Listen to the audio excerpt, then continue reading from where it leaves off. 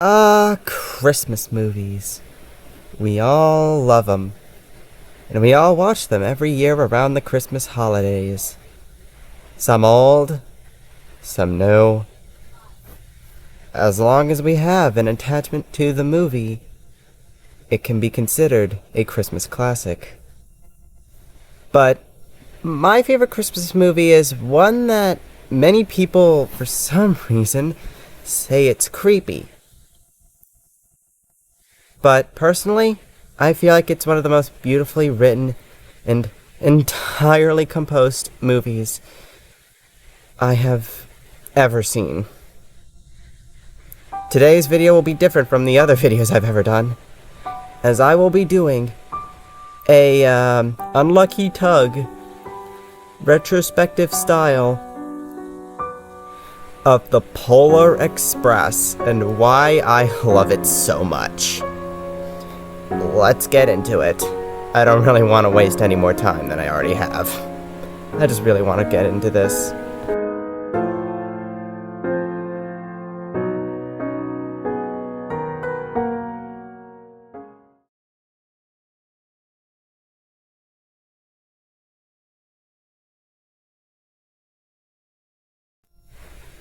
Okay, so since I'm doing this in the style of the Unlucky Tug's Thomas retrospective, I need to look into the production history of this movie, and weirdly enough, I barely know any of it.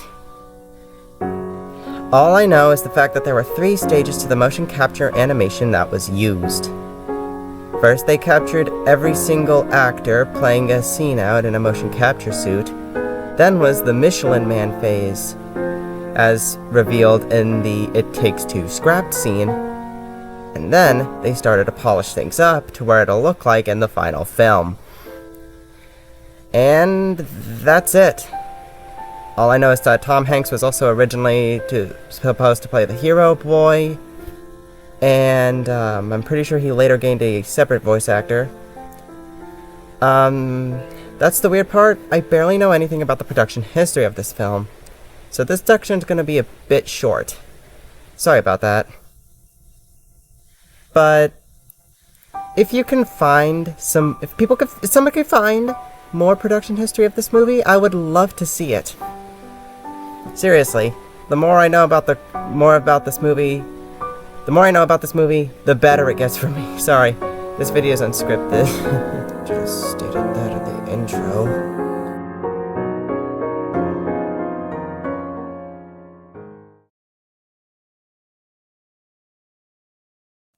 Okay, so, finally I get to talk about this movie.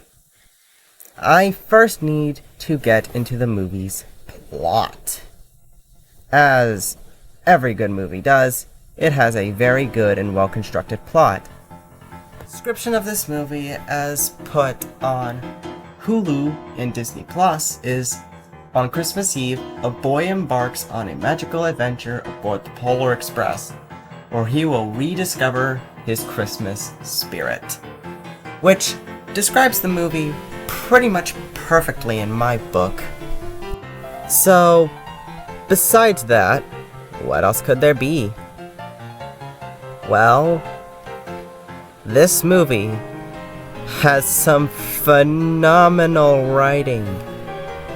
And this writing also manages to match the tone in certain scenes. Whether it be eerie, happy, or even crazier, saddening. It also has a bit of tense action on the side, as you can really connect with the characters as the movie goes on, and you can see the hero boy's motive as well in the writing. Even within the writing, also helps convey the plot a lot more.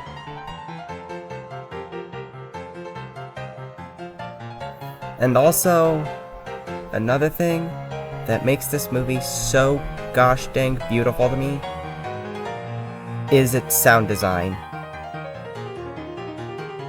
Like, the sound design in this movie is straight up perfect.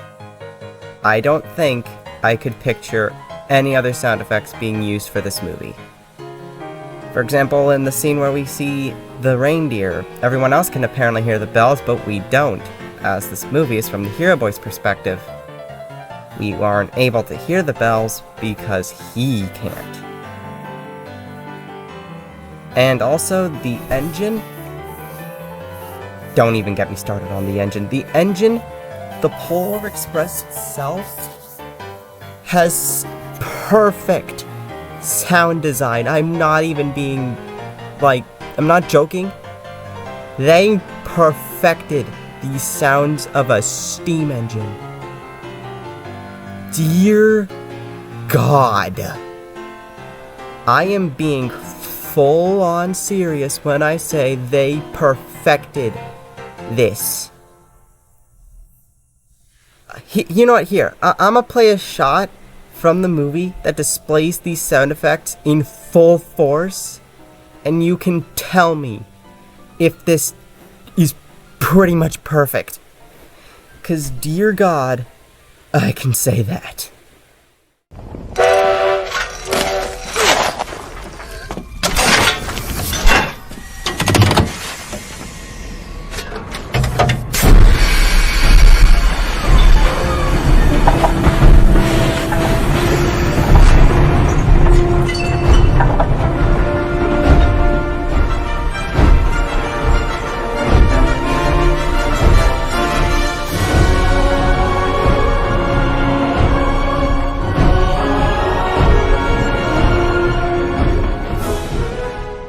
See what I mean? They made this engine sound real. Feel real. The whistle may not be taken from Pure Marquette number 1225, which the Polar Express is based off of, in both instances, both the book and the movie.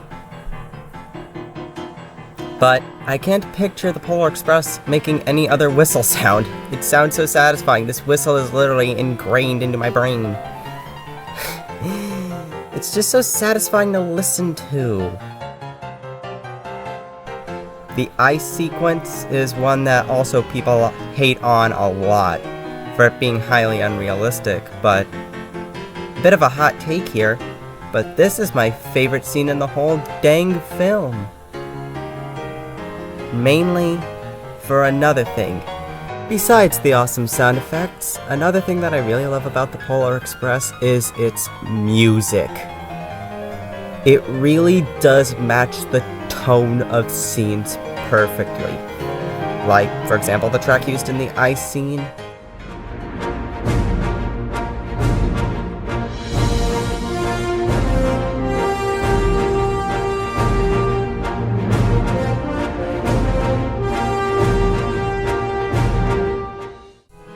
Seeing is believing, which is used after we meet the hobo, and during the leaving the North Pole sequence.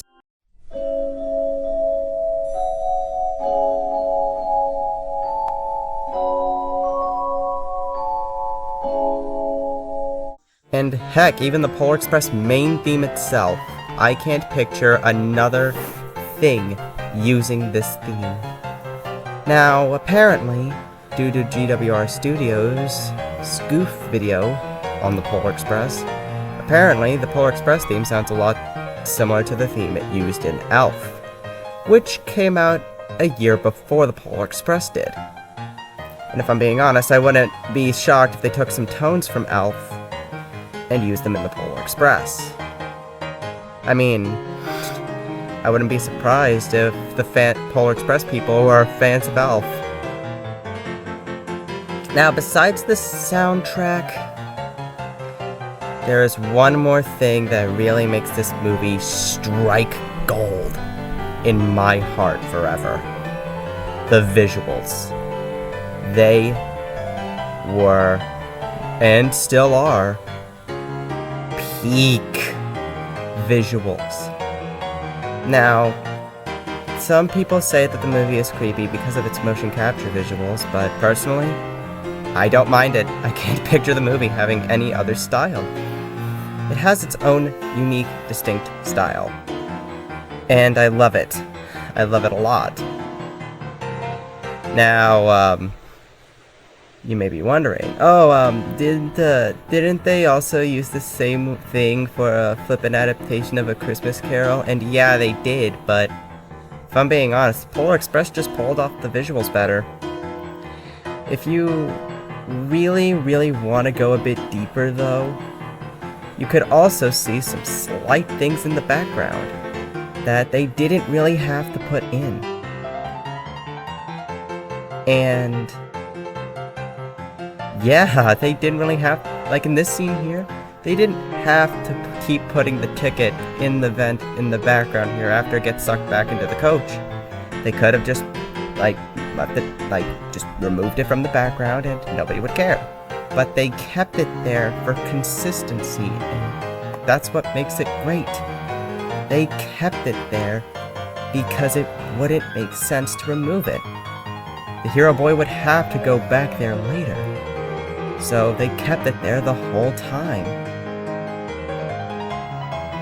And even some other things in the background, like some short little visual nods, and heck, if you look in the Polar Express cab during this shot here, you could see a flux capacitor, which is a Back to the Future reference. Boy, the visuals and this and everything make this movie feel alive on so many fronts. The ice scene is my favorite scene because of all of these put together.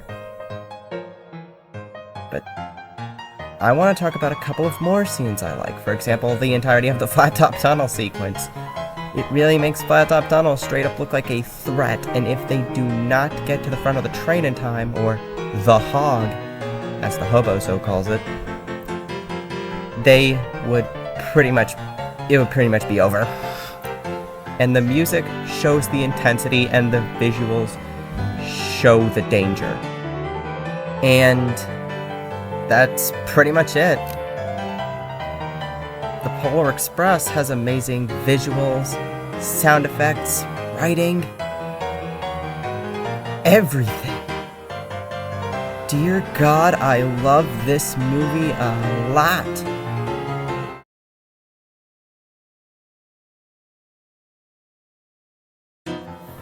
Alright, time to talk about some fun facts that I know about this movie. First of all, it was the first ever fully motion capture animated film. Just like how White Christmas was the first ever movie to be fully in color, Polar Express was the first movie to be done entirely in motion capture.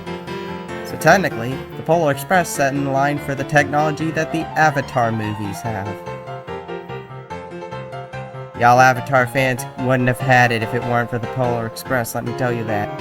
See the DVD cover of the Polar Express here? Notice how the engine here looks a little different than the one seen in the final. Well, that's because this is a prototype model of the Polar Express that was actually used on the cover. I'm not making this up.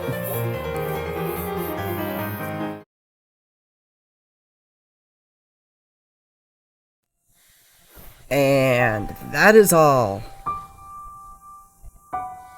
That is why I love the Polar Express. In the end, it didn't really come out in the style I wanted it to.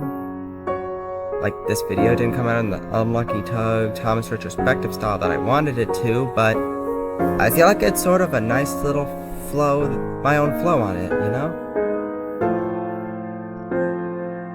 Anyways, I don't really have that much for an outro, so I better get going. Merry Christmas to all, and to all, a good night. And see you all in 2026. Good night, and Merry Christmas. And remember, one thing about trains, it doesn't matter where you're going. What matters is deciding to get on. Merry Christmas.